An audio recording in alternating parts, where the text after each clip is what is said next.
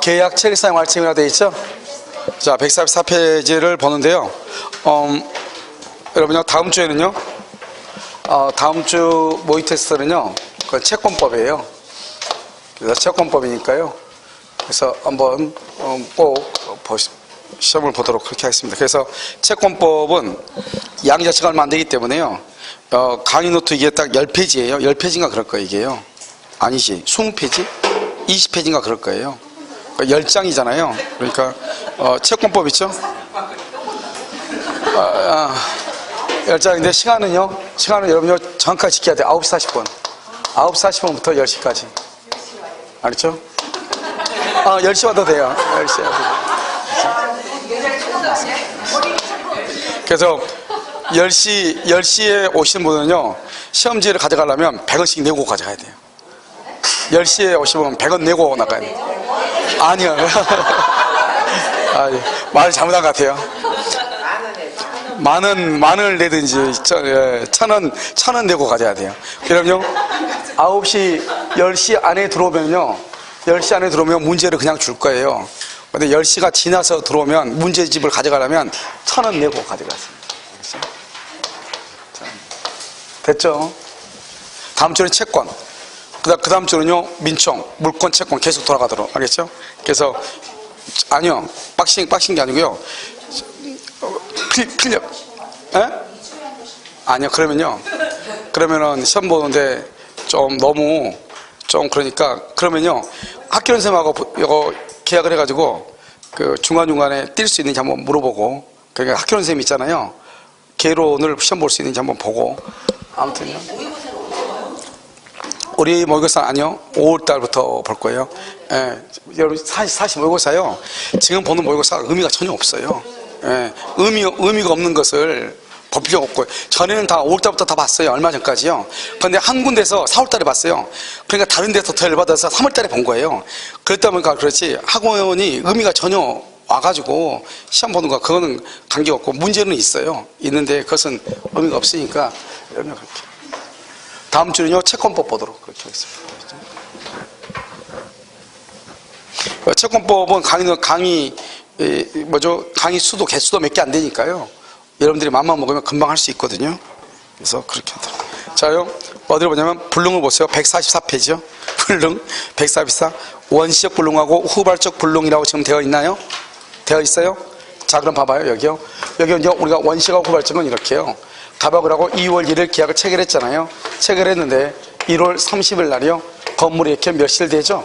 이것을 뭐라 한다? 원시적 불능이다. 이렇게 얘기를 해요.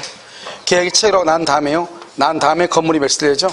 그것을 2월 1일인데 3월 1일 날 등기하기로 했는데 2월 10날이요. 이것을 뭐라 한다? 계약을 체결하고 난 후죠. 후발적 불능이다.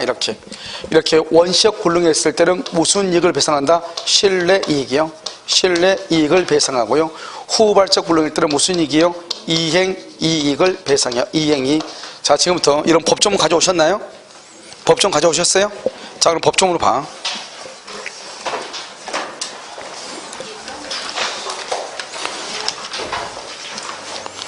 자, 법조문에 몇 조를 보시냐면 페이지요? 40페이지. 페이지 40페이지. 법조문에 40페이지. 법조문 40페이지 봤어요? 자, 40페이지. 근데 왜 법조문을 안 가져오죠? 집에다가 숨겨놨어요? 그래요? 혹시 코팅해서 놔뒀나? 코팅해서? 자, 40페이지 봤어요? 자, 보면 어디를 보시냐면 535조로 봐. 535조. 535조 봤어요? 자, 그럼 뭐라 나왔죠? 목적이 불능이죠? 불능 동그라미요? 그래서 원시적, 객관적, 전부 불능 이렇게요. 원시적, 객관적, 전부 불능이에요. 전부 불능. 목적이 불능한 계약을 체결할 때 그 불능을 알았거나 알 수 있었을 자 줄고요. 알았거나 그 위에다가 악이 알 수 있었을 자 거기다가요. 과실. 그건 뭐냐? 갑이죠, 갑. 알았거나 알 수 있었을 자는 상대방이 을이에요. 을이. 그 다음에 줄고 계약의 유효를 믿었음으로 인하여 받은 손해를 배상 거기까지 줄고 그것을 뭐란다 써 신뢰이익 배상이라고 얘기하는 거예요. 그것을 무슨 이익 배상을 한다?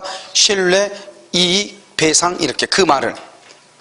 그러나 그 배상액은 그 다음에 줄고 계약이 유효함으로 인하여 생길 이익액, 계약이 유효함으로 인하여 생길 이익액, 이것을 이행이익이다 이렇게 얘기해. 그러니까 여러분 봐봐요. 우리가 시험에 나올 때 뭐라고 나오냐? 신뢰이익 배상, 원시적 불능은 신뢰이익 배상을 청구하죠. 그런데 문제가 신뢰이익 배상이라 나오지 않고 뭐라고 나온다? 계약의 유효를 믿었음으로 인하여 받은 손해를 배상해야 된다 이렇게 나온단 말이죠. 그럼 그 말이 신뢰이익이란 말이라고 하는 뜻을 알아야 되겠죠. 무슨 말인지 이해되시죠? 계약이 유효함으로써 얻을 이익, 그걸 무슨 이익이라 한다? 이행이익이고, 계약의 유효를 믿었어. 계약이 유효하고 성립된다고 믿었어. 그걸 무슨 이익이다? 믿을 신자를 써서 신뢰이익이다 이런 말이죠. 이해됐죠 지금? 그 두 가지 말을 이해를 하고. 그 다음에요. 그 다음에 이제 봐봐. 여기 한번 봐봐. 그 다음에 여기 그러면 신뢰란 말이 뭐죠? 신뢰. 그러면 신뢰란 말이 뭐예요? 신뢰이익은 여기서 뭐냐면, 여기서 다른 것은 필요 없고, 예를 들어 뭐 대출이자라든가 대출이자 이런 것들이 신뢰이익이고, 이행이익은요 전매 차익 이렇게. 이걸 가지고 뭐 문제가 나오진 않지만 이걸 얘기한다 이 말이죠. 알겠죠? 예를 들어서 뭐 측량 비용, 집을 사기 위해서 땅을 사기 위해서 측량 비용 이렇게, 이런 것들을 뭐란다? 신뢰이익이다 이렇게 얘기하죠. 됐죠? 그러면요 거기 이제 그림 맨 이제 강의 노트로 봐. 강의 노트요 맨 위에 144페이지 보면 뭐라고 했죠? 여기 맨 위에 원시적 불능이고, 그 다음에 뭐다? 객관적 불능이고, 그 다음에 무슨 불능이다? 여기 전부 불능 이렇게 되죠? 전부고, 여기는 뭐다? 일부 이렇게요. 그럼 전부는 뭐다? 이것은 무효가 돼요. 무효. 여기는요 후발적 불능이죠. 후발적 불능이죠. 그럼 후발적 불능 원칙은 뭐다? 유효 이렇게. 유효다 이렇게. 유효. 알겠죠? 후발적 불능 유효예요. 유효인데 여기 누구요? 매도인이요. 매도인. 여기요 매수인. 여기는 쌍방 이렇게요. 매도인은 뭐다? 채무자요. 채무자. 매수인은요 채권자요. 채권자 이렇게요. 매도인이 잘못했다, 매수인이 잘못했다 이 말이죠. 쌍방이 잘못이 있다 없다? 쌍방이 잘못이 없다 이 말이에요. 세 개. 그러면요 매도인이 잘못한 것을, 채무자가 잘못한 것을 무조건 암기해야 돼. 채무불이행이라고 그래. 채무불이행이요. 이걸 무조건 암기해야 되겠죠. 그 다음에 이 두 가지를 뭐라 한다? 위험부담이라고 얘기해요. 거기 다 나와 있죠. 위험부담. 그 다음에 채무불이행이 있으면 계약을 해제하고요, 원상 회복을 청구하고요, 손해배상을 청구하죠. 손해배상이요. 알겠죠? 그래서 특히 채무불이행이란 말이 무슨 말이냐? 원시적에서는 채무불이행이란 말이 나오면 절대로 안 되죠. 어디에서만 나온다? 여러분 이 그림, 이 표를 암기를 딱 하고 난 다음에 그 다음에 강의를 들어야 돼. 여기 원시적은 뭐다? 여기 봐봐. 이미 멸실 이렇게요. 이미 멸실 이렇게요. 이것을 뭐라 한다? 원시적이라고 그래. 이미 멸실, 이것을 원시적이라고 얘기해요. 알겠죠? 객관적 전부불능은 뭐다? 무효이죠? 그런데 여기 535조요. 계약을 체결하는 과정에서 잘못이 있는 사람은 책임을 진다 이 말이죠. 이러면 우리가 음식점에요, 비 오는 날 음식점에 들어갔어요. 밑에가 대리석이에요. 너무 미끄러가지고 거기 딱 들어갔는데 물기가 너무 많아가지고 넘어졌죠. 그럼 누가 책임져야 돼요? 음식점 주인 책임져야 돼요. 나 지금 주문했어 안 했어? 안 했지만 내가 음식을 먹기 위해서 그 집 안에 들어갔는데, 아직 계약은 체결하지 않았지만, 계약을 체결하는 과정이죠. 상은 아직 안 했지만 음식점에 들어가서 미끄러서 넘어졌다는 것은 나의 부주의도 있겠죠. 하지만 바닥에 너무 미끄러서 그런 거 아니에요. 알겠죠? 그러니까 거기에 대해서 뭐가 된 사람은, 잘못 있는 사람은 뭘 한다? 책임을 진다. 과실 책임이다 이렇게 얘기하는 거죠. 계약 체결상의 과실 책임. 이해됐죠? 그래서 이 계약 체결상의 과실 책임은 원시적 불능일 때만 나온다 이 말이죠. 그러면 시험에서 뭐라고 나오냐? 다음 중에서 원시적 불능을 찾으시오. 이미 멸실, 이미 수용 이렇게. 다음 중에서 무효인 것을 고르시오. 이미 멸실, 이미 수용 이렇게. 다음 중에서 계약 체결상의 과실 책임을 찾으시오. 이미 멸실, 이미 수용 이렇게. 그 다음에 후발적은요. 후발적은 뭐냐? 후발적 이렇게 되어 있죠. 계약 체결후죠. 무조건 유효예요. 무조건 유효. 무조건. 알겠죠? 여기서 특히 중요한 것은 계약 체결상 과실 책임이다 이 말이죠. 지금 우리가 배우는 것은 지금 계약 체결상 과실 책임을 배우는데 일부가 부족이다. 또는요 매매 계약에서 면적이 미달된다. 미달. 그럼 이걸 뭐다? 수량을 지정한 매매죠. 우리가 수량을 지정한 매매는 뭐죠? 수량을 지정한 매매는 아파트 분양이죠. 아파트를 보면 평당 1,000만 원. 1,000만 원에 몇 평이다? 40평. 그럼 얼마다? 이것은 4억이다 이 말이죠. 이것을 수량을 지정한 매매죠. 그런데 면적이 부족해. 부족하면 이것을 574조 뭐란다? 담보 책임이라고 얘기하는 거지. 담보 책임. 알겠죠? 이것을 계약 체결상 관리책임 그러면 안 돼. 계약 체결상 관리책임은 전부가 불능일 때, 전부. 자, 그럼 다시 한번 봐, 거기. 그림을 봐. 원시적, 객관적, 전부 무효, 계약 체결상 관리책임을 질 수 있다. 일부는요, 두 번째, 수량을 지정한 매매, 거기요, 수량 부족 담보 책임이죠. 이것은 계약 체결상 관리책임이 될 수 없고, 담보 책임은 원칙적으로 유효가 되는 것이고, 후발적 불능이죠. 계약 체결 후죠. 유효죠. 유효인데 채무자가 잘못 있다. 채무불행. 채무불행 까맣게 돼 있죠. 아주 중요하죠. 채권자가 잘못한다. 위험부담. 쌍방이 잘못 없다. 위험부담. 알겠죠? 자, 그 다음에 그 밑에 이제 봐봐. 계약 체결상 관리책임이라고 돼 있죠. 자, 그 밑을 보면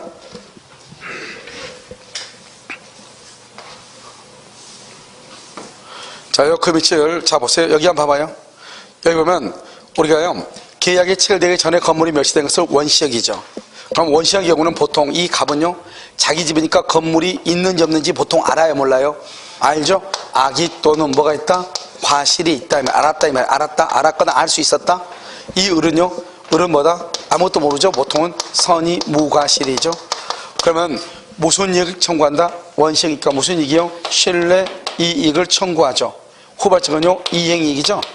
그런데 우리가 계약 체결상의 과실 책임은 무슨 이익과 관계된다? 원시적 불능이죠. 그러니까 무슨 이익을 청구한다? 신뢰이익, 이행이익을 넘는다, 넘지 못한다? 넘지 못한다. 이행이익을 넘지 못해요. 그러니까 신뢰이익이 80이고 이행이익이 100이다. 그럼 얼마만 청구한다? 80. 신뢰이익이 100이고 이행이익이 80이다. 그럼 80을 넘지 못하니까 얼마만 청구한다? 80만 청구한다. 이 말이죠.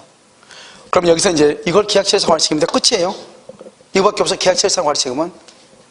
그러니까 계약체결상 관리책임은 뭐예요?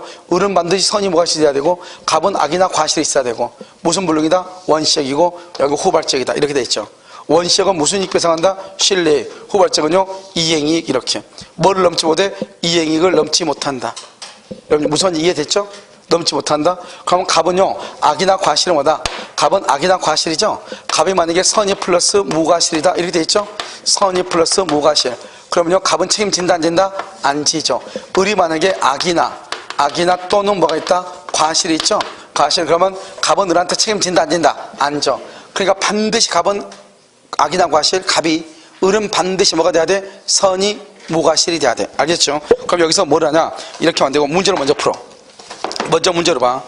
그럼 계약 체결상 관리책임을 먼저 봐요. 문제.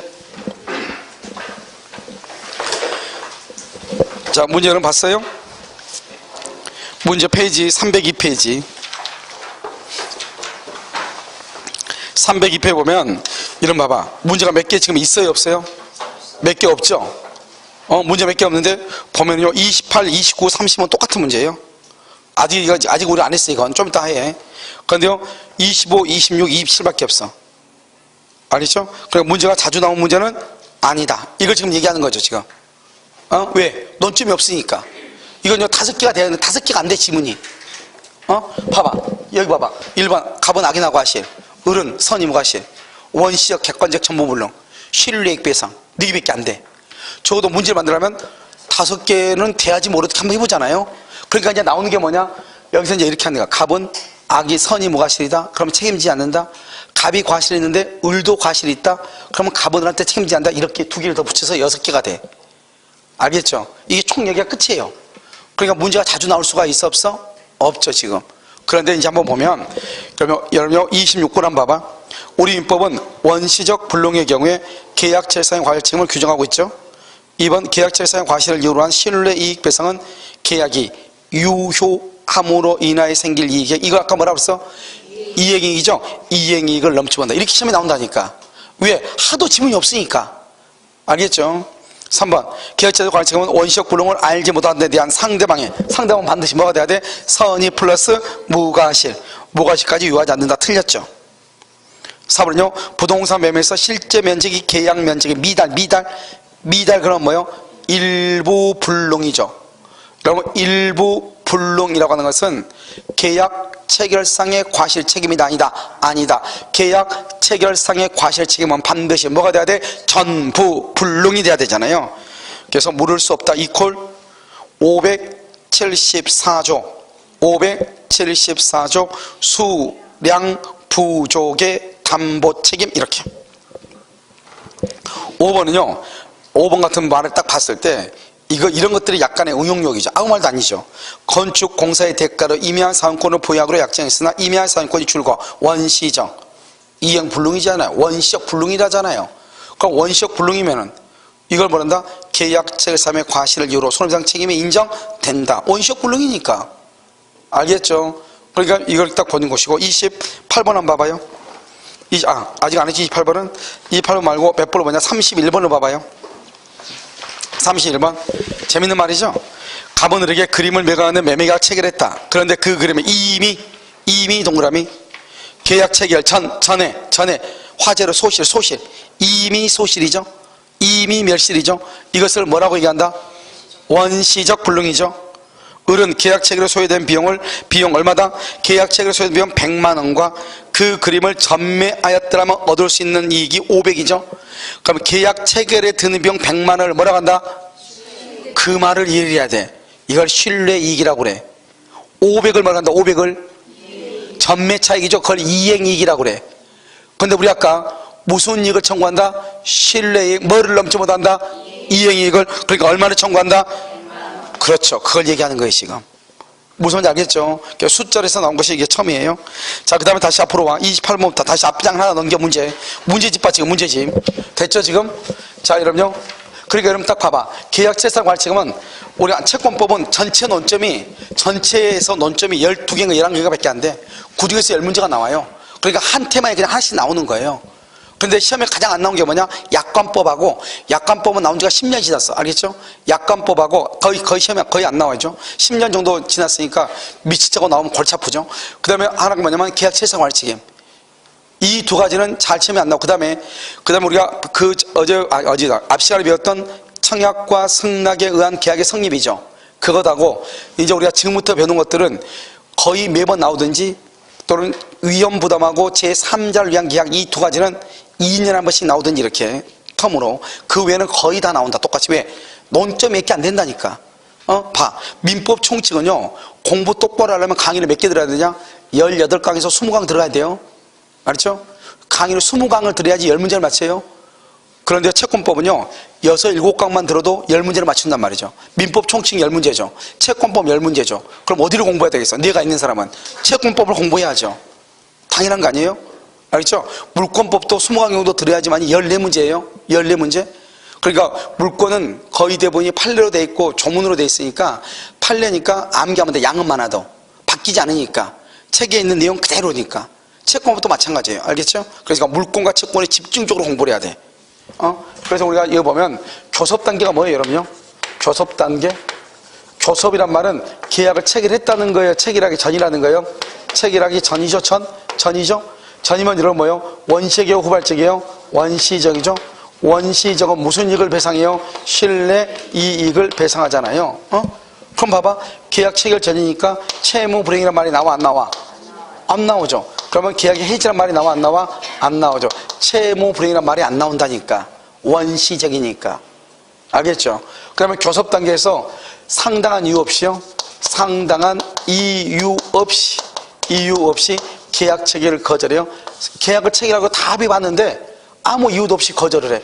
그러면 뭐다? 채무 불이행하는데 이걸 뭐라고 한다? 불법 행위가 되죠. 불법 행위요.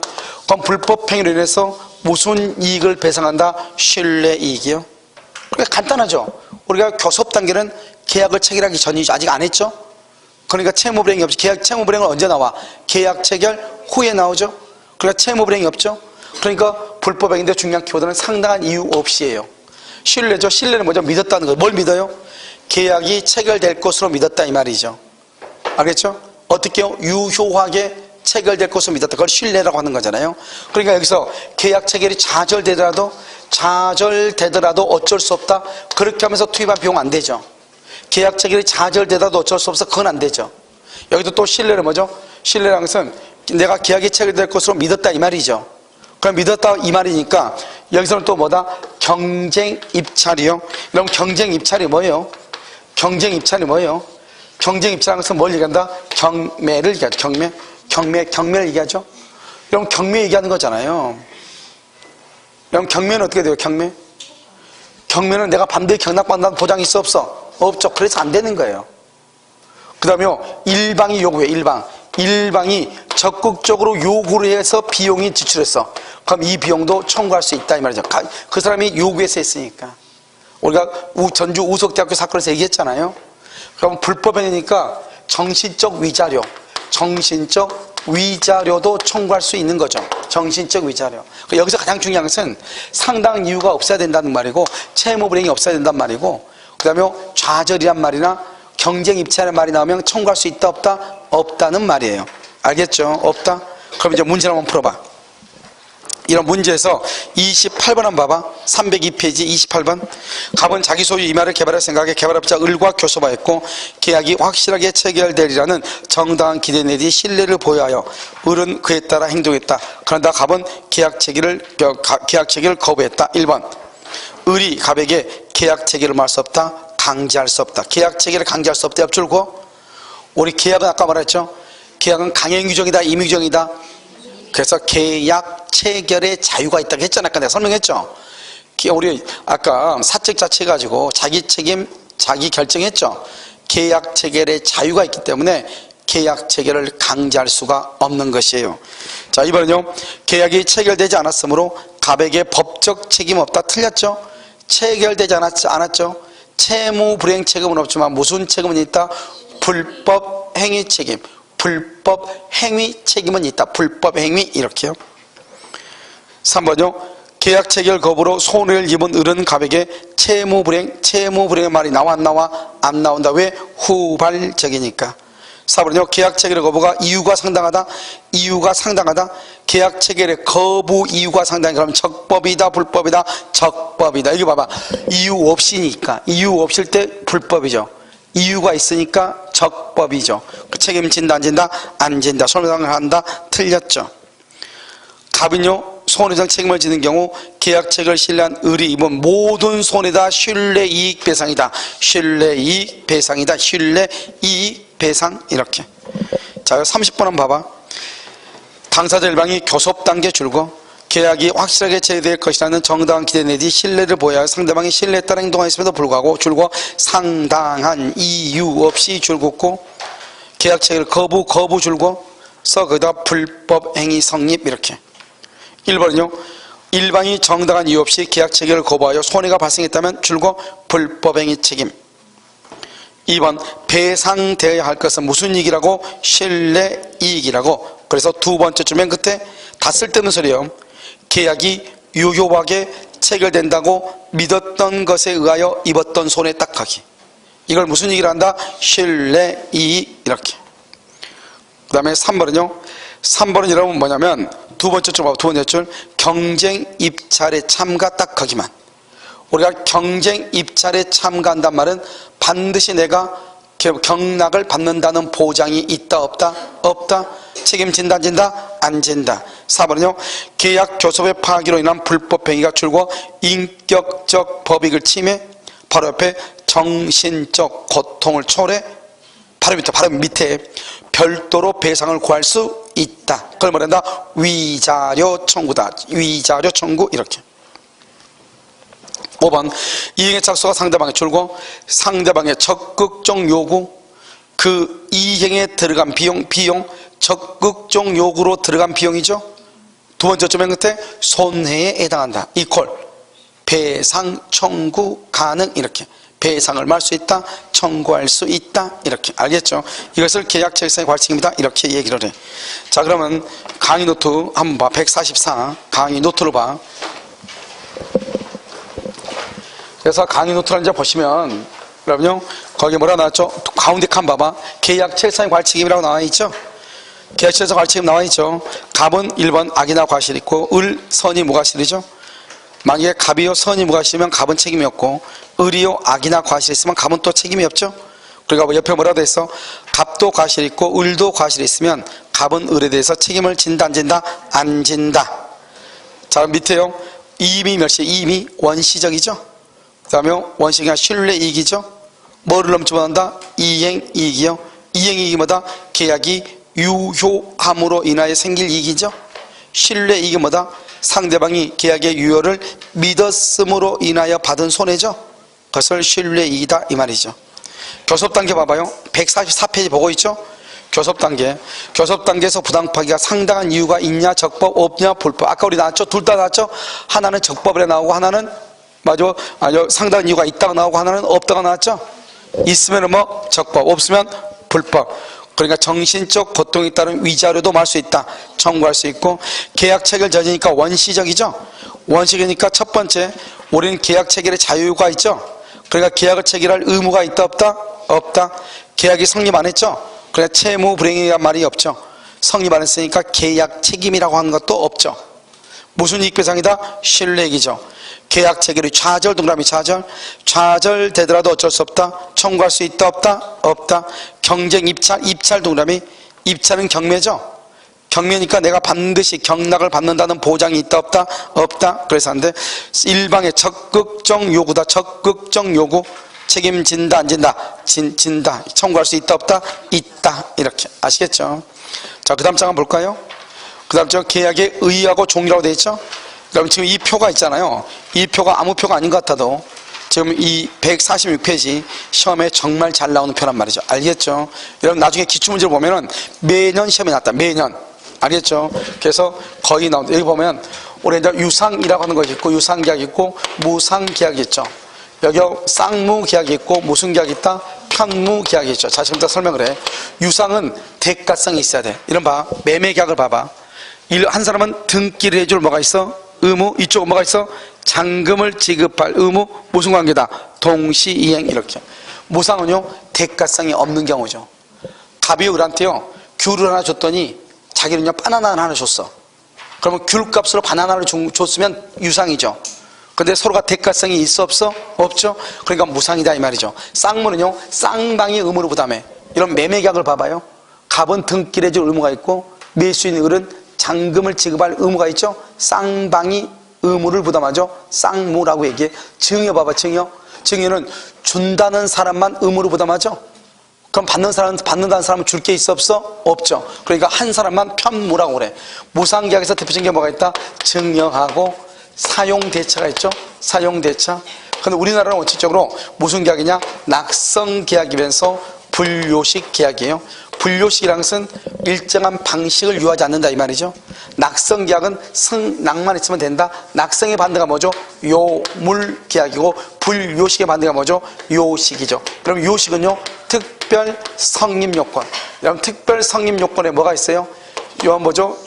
법인의 경우는 등기를 하고, 혼인의 경우는 신고를 하고, 이런 것들이죠. 자, 그러면 요물계약은 뭐가 있어요? 요물은 요물, 물건을 요구하죠. 현상 광고. 여러분 현상 광고 보면은요, 고속버스 터미널에 보면 현상 광고 돼 있죠. 강도살인 신고하면은 300만 원 준다. 그러니까 신고하면 반드시 300을 받아. 알겠죠? 그 다음에 현상 광고. 그 다음 또 뭐죠? 대물 변제. 대물 변제는 뭐죠? 우리가 돈을 빌려갔으면 돈으로 갚아야 하는데 물건으로 갚죠? 그 다음에 계약금 계약, 계약금 계약, 그 다음에 보증금 계약, 계약금하고 보증금하고 이렇게. 계약금 계약, 보증금 계약 이렇게. 자, 그럼 봐봐요, 여기요. 여기는요, 유상계약하고 쌍무계약 이렇게 했죠. 유상은 쌍무고 쌍무는 유상이고요. 무상은 편무고 편무는 무상이에요. 그러니까 우리가요, 아무리 해서 유상은 쌍무고 쌍무는 유상이고, 무상은 편무고 편무는 무상이에요. 그럼 유상계약에 뭐가 있냐? 매매가 있어요. 매매가 있고, 교환이 있고, 그 다음에 여기요, 임대차가 있어요. 임대차가 있고, 도급계약이 있고, 그 다음에 여기 또 뭐가 있냐? 고용계약 있죠? 이런 새롭게 들었어요. 여행계약이요. 이런 것들이 쭉 있단 말이죠. 이렇게 지금 보면 이렇게요. 뭐가 이름이 적히지, 이름이 이렇게 있죠. 계약이. 이렇게 이름 있는 것을 뭐다? 이름이 있다. 유명계약이라고 그래요. 유명계약. 이것을 우리가 뭐란다? 전형계약이다. 이렇게. 전형계약이다. 이렇게. 그런데 여러분요, 학원에서 수강계약했죠. 수강계약은요, 우리 이 법에는 있어 없어? 없어? 없단 말이죠. 이름이 없는 계약이다. 무명계약이다.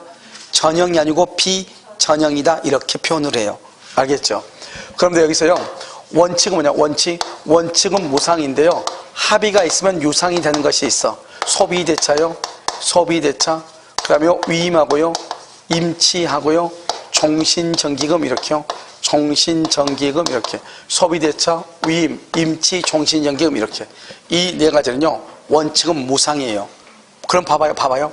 무상이고 소비대차는 뭐죠? 소비대차는 무상, 편무, 낙성, 분료식이요. 그러면 증여는 뭐죠? 무상, 편무, 낙성, 분료식이요. 그런데 여기요, 매매는 뭐죠? 매매는 유상, 쌍무, 낙성, 분료식이요. 이해됐나요, 지금? 읽을 때. 그러면요, 쌍무계약에 있는 게 뭐가 있죠? 쌍무계약, 동시, 이행, 항변권 하고요. 그 다음에 뭐가 있어? 위험, 부담이라고 하는 것이 있어요. 그래서 동시, 항변권, 위험, 부담, 이게 있단 말이죠. 이것은 쌍무계약에만 있어요. 이해됐나요? 어디만 있다? 쌍무계약에만 있다. 이 말이죠. 그럼 여러분요, 여기 또 매매에만 있는 거 있죠. 매매에만 있는 것이 뭐냐면, 매매대금이죠. 매매대금하고요. 그 다음에 매매비용하고요. 그 다음에 계약금하고요. 계약금하고, 우리 뭐 담보책임 있죠? 이런 것들은 뭐다? 이런 것들은 매매계약에다가 쓰고 나서요. 교환이나 임대차나 도급이나 이런 데 뭘 한다? 준용을 해요. 준용. 알죠? 준용. 그래서 교환계약에 보면 보충금이 나오거든요. 보충금은 매매계약에서 매매대금에 관한 규정을 준용한다. 이렇게 표현을 해요. 그러니까 이걸 가지고 지금 보면은 무슨 말인지 잘 모르겠죠.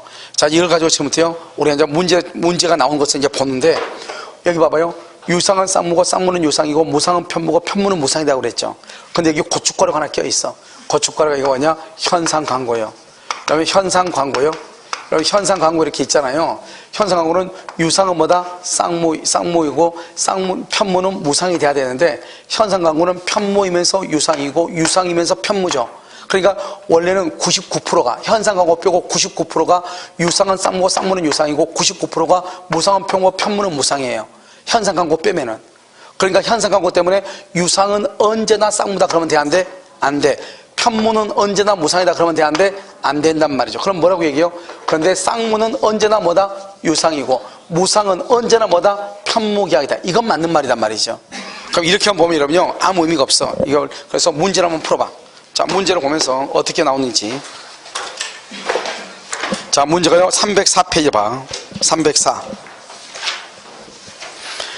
그러면 304를 보면 32번 봐봐. 32번 계약의 304의 32번 계약의 유형에 관한 설명으로 옳은 것은 지금 그렇게 되어 있어요? 계약의 유형에 관한 설명으로 옳은 것으로 되어 있어요? 부동산 매매 봐봐. 여기 매매. 여기 매매 있죠? 매매는 뭐다? 유상. 현상광고 빼. 그러면 유상, 쌍무, 낙성, 분료식이죠. 그런데 그건 뭐라고 했어? 요물이라고 되어 있는데, 요물. 요물이 아니고 뭐라고 한다? 뭐라고 그래? 낙성이다. 낙성. 중개계약. 이러면 중개사법 중개계약 있죠? 중개사법에서 중개계약은 우리 민법의 규정이 돼 있어, 안 돼 있어? 안 돼 있죠. 그래, 전형이다, 비전형이다. 비전형. 전형이다 그럼 틀려. 비전형. 유명계약이다, 무명계약이다. 무명. 알겠죠? 그 다음에 부동산 교환 봐봐. 교환은 봐봐요. 교환은 뭐죠? 교환은 유상, 쌍무, 낙성, 분료식이죠. 그래서 교환은요, 뭐라 나왔다? 무상 틀렸죠? 유상이요. 계속적 계약 줄고요. 계속적 계약서 거기다가 임대차, 소비대차 이런 거 대차. 임대차나 소비대차, 고용계약 이런 것을 계속적 계약이라고 그래. 이런 고용하면요, 평생 직장이라 이런 말 하잖아요. 고용계약 써요. 교환에다 써. 왼쪽에다가 3번 옆에다가 교환은 뭐다? 일시적 계약이에요. 일시적 계약은 매매, 교환, 증여. 매매나 교환이나 증여는 사람을 평생도록 만나요? 1년, 2년 만나요? 한두 번 만나요? 우리 매매 계약할 때 그러면 주인 보지도 않고 계약하는 사람도 있어. 알겠죠? 그러니까요, 일시적 계약이라고 하는 거예요. 증여는요, 증여 봐봐. 증여는 뭐죠? 무상, 편무, 낙성, 분료식이죠. 유상이 틀렸죠. 임대차는요, 유상, 쌍무, 낙성, 분료식 이렇게. 34번은요, 교환계약은요, 낙성이고 유상이고 쌍무죠. 맞죠?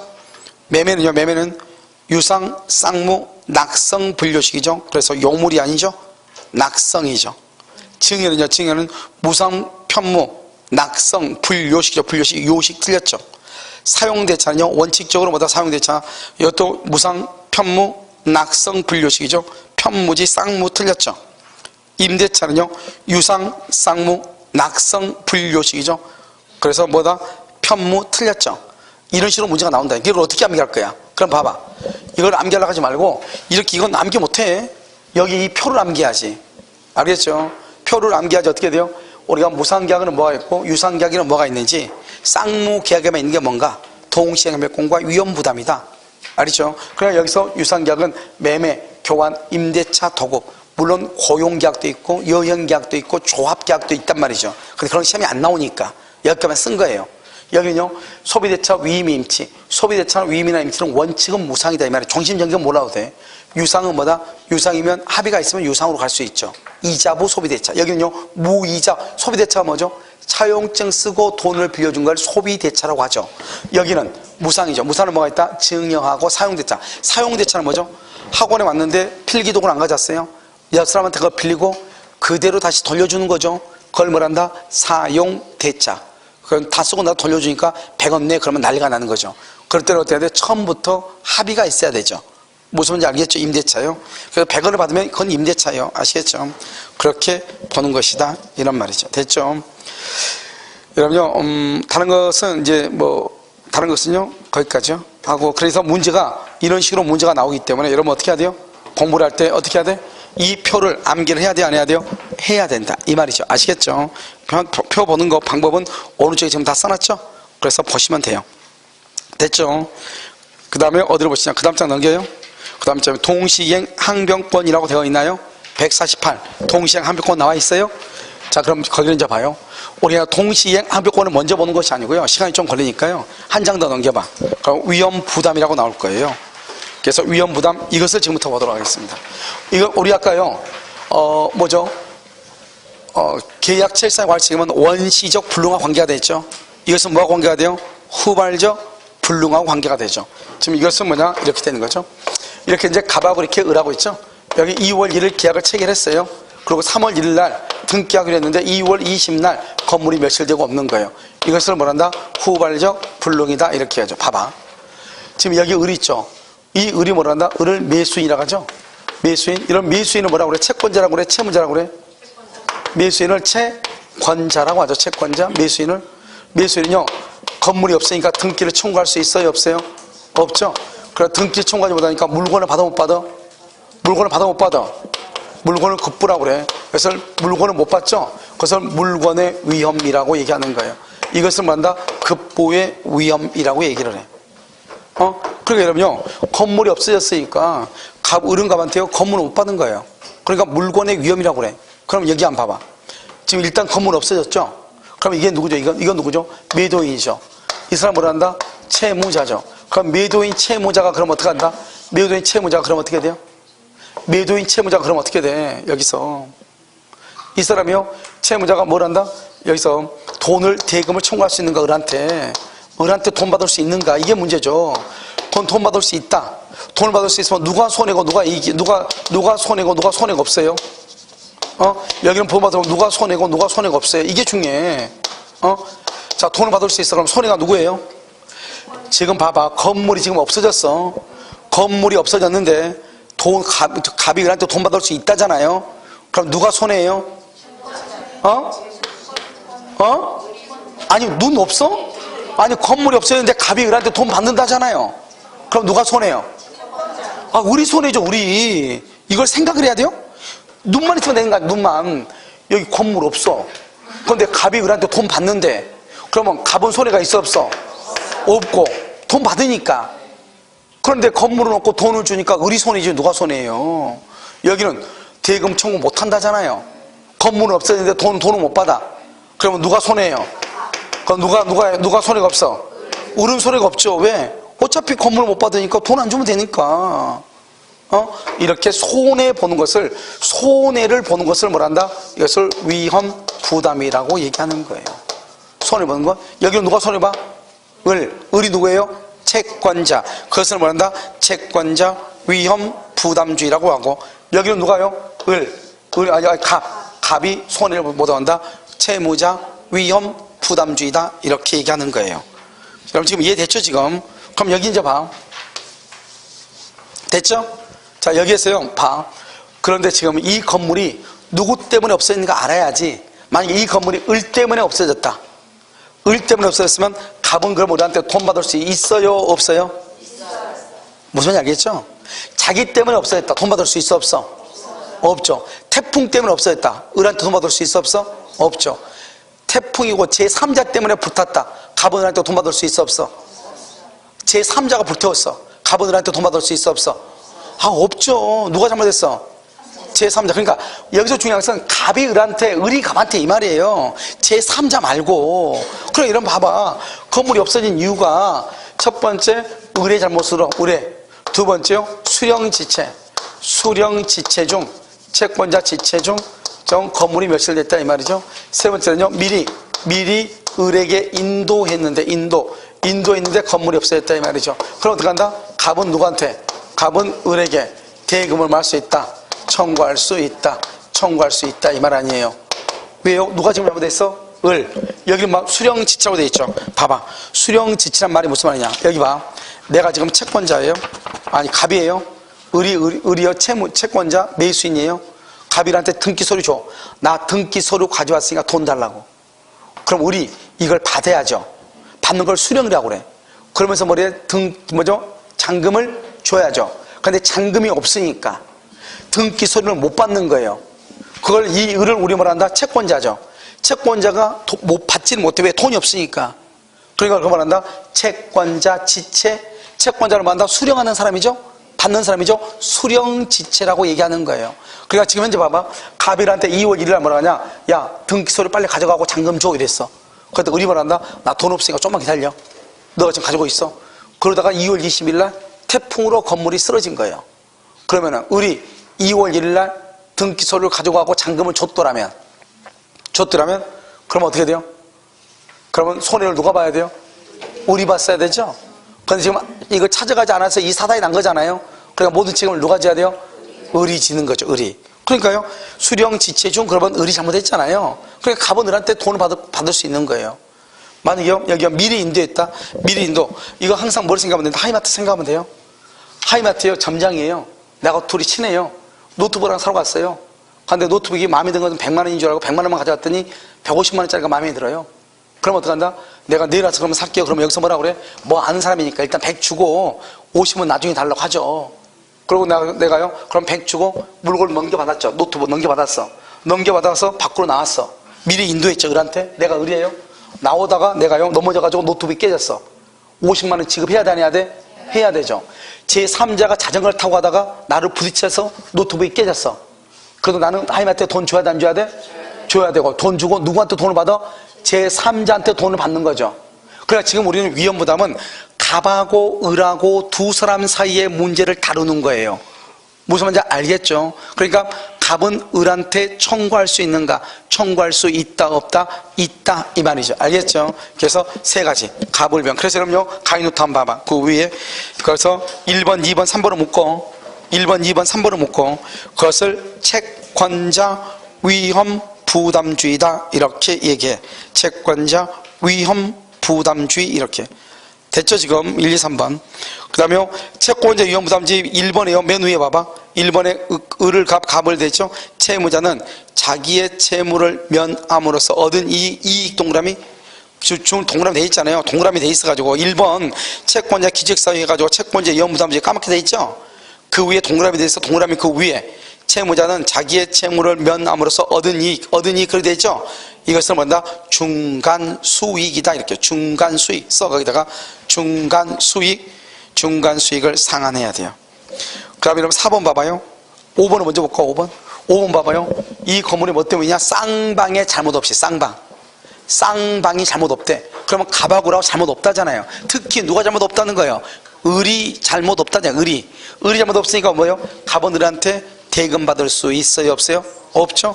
그러니까 갑은 을한테 대금을 청구를 못하는 거예요. 중요한 말은 그러면 만약에 갑이요 계약금이나 중도금을 받았으면 그럼 어떻게 받았으면 돌려줘야 되는 거예요.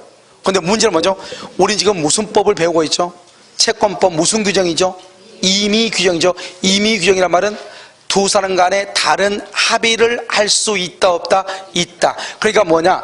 천재 지변에 의해서 건물이 멸실돼도 잔금은 반드시 지급하겠다 이렇게 계약이 돼 있어. 그럼 잔금 지급해야 되는 거예요. 알겠죠? 무슨 규정이니까? 임의규정. 그런데 그런 규정이 없어. 없으면 천재지변이라든가 제3자가 방화를 했다고 하는 것은 을은 잘못이 있다 없다? 없다. 그래서 갑은 을한테 청구할 수가 있다 없다? 없다 이 말이죠. 을한테는. 만약에 제3자가 방화하면 누구한테 청구하면 돼? 제3자. 우리 시험에는 뭐라고 되었냐? 국가가 수입을 금지시켰다 이렇게 나왔어. 국가가 수입을 금지. 알겠죠? 그런데도 뭐 할 수 있다? 청구할 수 있다 없다? 을한테는 없다. 그래서 갑은 을한테 대금을 못 받죠? 그것을 뭐한다? 맨 끝에 박스에 대가의 위험 이퀄 반대 급부의 위험 이렇게 얘기해. 여기 보면 5번에 첫 번째 맨 끝에 갑은 을에게 대금 청구권 X 그래 돼 있죠? 대가의 위험 반대 급부 위험 그걸 박사라고. 알겠죠? 그래서 만약요 갑이 이게 이제 용어예요. 용어. 아까 우리가 건물을 달라고 못하죠. 건물이 멸세했으니까 그걸 뭐란다? 물건에 의한 급부의 위험. 돈을 못 받아 반대 급부의 위험, 대가의 위험이라고 얘기한다고. 아시겠죠? 그 다음에요 두 번째 조그만 것이 뭐 만약 갑이 중도금을 수령했으면 반환을 해야 되고요. 임의규정이니까 을이 잔금을 지급하기로 약속할 수도 있어 없어? 있다 이 말이죠. 있다. 알겠죠? 그래서 그럼요 위험부담을요 잠깐 한번 봐. 문제 위험부담은 대부분 다 푼 것 같은데요. 자, 위험부담이요 한번 봐요.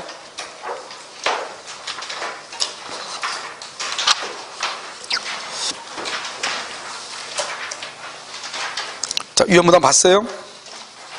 페이지 312페이지 한번 봐봐.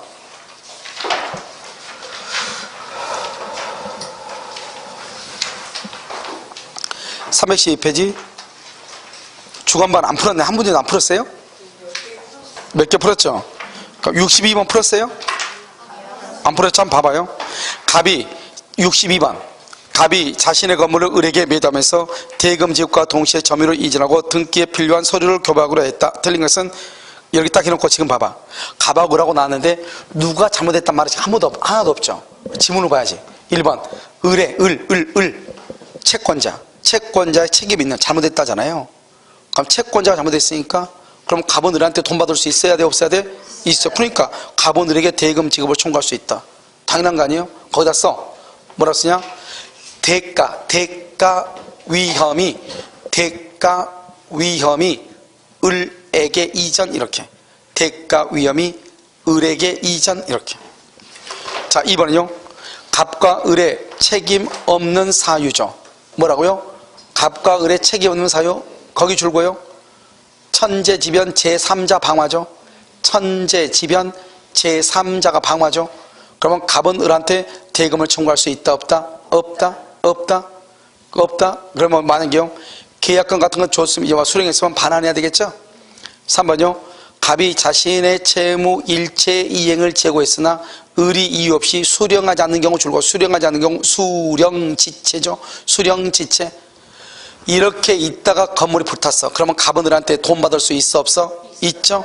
그래서 그 대가 위험이 을에게 이전된다. 이퀄 갑은 을에게 대금을 청구할 수 있다 이 말이죠. 그 말의 뜻이 뭐냐? 갑은 을에게 대금을 청구할 수 있다 이런 말이에요. 자, 4번요. 건물의 저당권이 설정되어 있고 저당권의 실행으로 을이 건물의 소유권을 취득할 수 없게 되어 있다. 뭐라고요? 저당권의 실행이죠. 저당권의 실행 줄고요.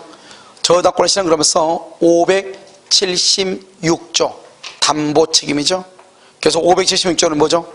뭐를 불문하고? 선, 악을 불문하고 계약 해제 손해배상이죠. 그래서 악의 을도 해제할 수 있고 손해배상을 청구할 수 있다.